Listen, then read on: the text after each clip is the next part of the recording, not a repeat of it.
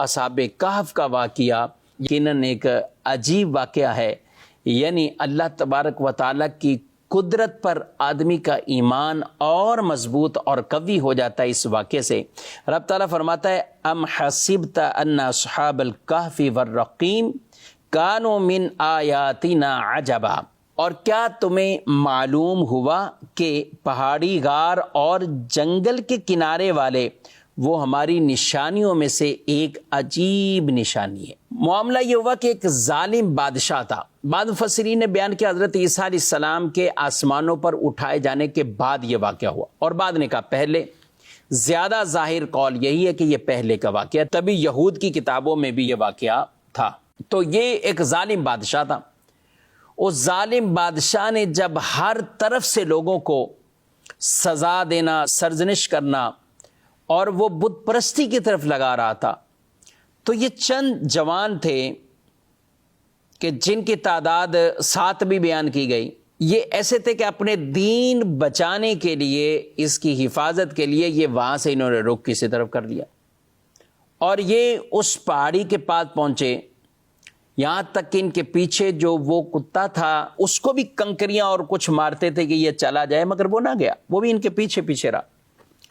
اور تفسیر میں یہ بھی بیان کیا گیا کہ اس کو بھی بولنے کی طاقت ملی، اور اس نے کہا کہ میں آواز نہیں نکالوں گا، فطرت میں ہے بھونکنا لیکن نہیں بھونکوں گا، ادب کروں گا تمہارا۔ تو انہوں نے اس کو اپنا ساتھی بنا لیا اور وہ ساتھ ہوا۔ تو وہ غار کے دروازے پر، اب یہ اندر ہے، اور یہ کتنا ٹھہرے رہے، برسوں گزر گئے۔ پھر جب یہ گئے تھے تو وہ طلوع آفتاب کے بعد، یعنی سورج نکلا تھا تو یہ غار میں گئے، اللہ نے ایسی نیند سلا دیا ان کو۔ اب جب یہ بیدار ہوئے ہیں تو اس وقت سورج غروب ہو رہا تھا، تو یہ کہتے ہیں کہ شاید آج یا کل ایک دن ہم سوئیں، آدھے دن، ایسا ہی کچھ۔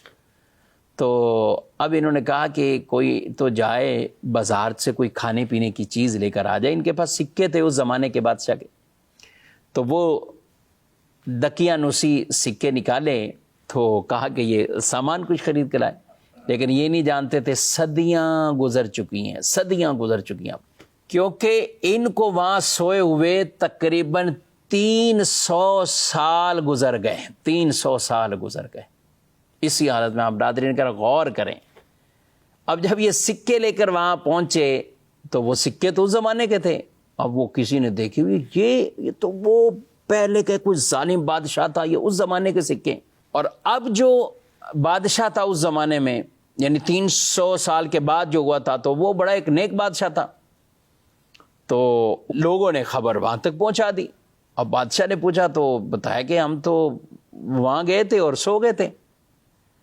تو یوں ایک جماعت ان کے ساتھ اس غار کی طرف آئی، اور جب ایک نے سنا کہ لوگ آ رہے ہیں ہماری طرف تو وہ بھی پریشان، انہوں نے دوسروں کو بتایا، یہ سارے اللہ کی عبادت میں مصروف ہو گئے، یہ سمجھ رہے تھے کہ وہی ظالم بادشاہ آ رہا ہے۔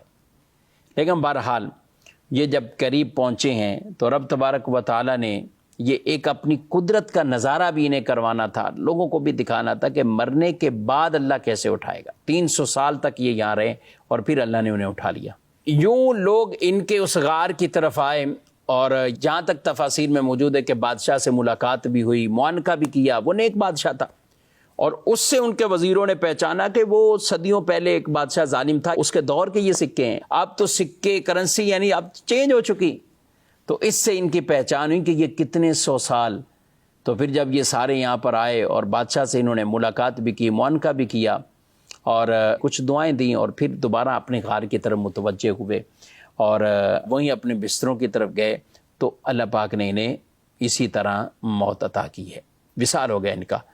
تو یہ ایک نشانی کو سب پر ظاہر بھی کر دیا گیا۔ 300 سال تک سوئے ہیں، ان کو ایسا لگا جیسے ایک دن ہے یا آدھا دن ہوا ہے، لیکن 300 سال ان کے بہرحال گزر گئے تھے۔ یہ اللہ پاک قادر مطلق ہے، سبحان اللہ۔